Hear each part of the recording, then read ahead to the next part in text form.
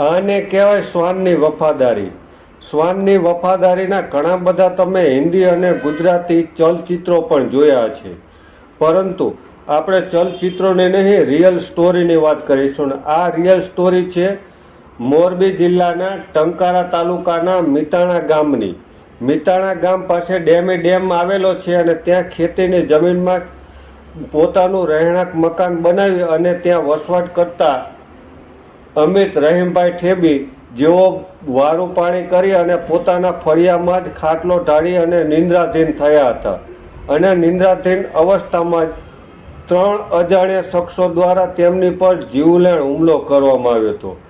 આ જીવલેણ હુમલોથી બચવા માટે તેઓ દોડીને શ્વાન પાસે ગયા હતા, પરંતુ આ જીવલેણ હુમલા દરમિયાન શ્વાને ભસીને પણ પોતાના માલિકને જગાડ્યા હતા અને વફાદારી દાખવી હતી.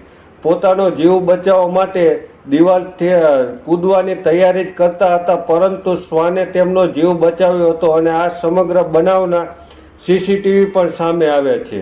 આ સીસીટીવીમાં સ્પષ્ટપણે દેખાઈ રહ્યું છે કે 3 અલગ અલગ શખ્સો દ્વારા ખેડૂત પર જીવલેણ હુમલો કરવામાં આવી રહ્યો છે. ખેડૂત પોતાનો જીવ બચાવવા માટે પ્રોટેક્શન વોલ કૂદવાની તૈયારી કરી રહ્યા છે અને આ દરમિયાન તેઓએ પોતાની પ્રોટેક્શન વોલ સાથે બાંધેલો શ્વાન છે, જેને છોડી મૂકતા આખરે આ 3 હુમલાખોરોએ પોતાનો જીવ બચાવવા માટે ભાગી છૂટવું પડ્યું હતું. અને આ બનાવને લઈને મોરબી જિલ્લા ડીવાયએસપી સમીર સારડાએ પ્રેસ કોન્ફરન્સ પણ યોજી છે. શું કહ્યું સમગ્ર બનાવ અંગે, જુઓ આ વિડીયો.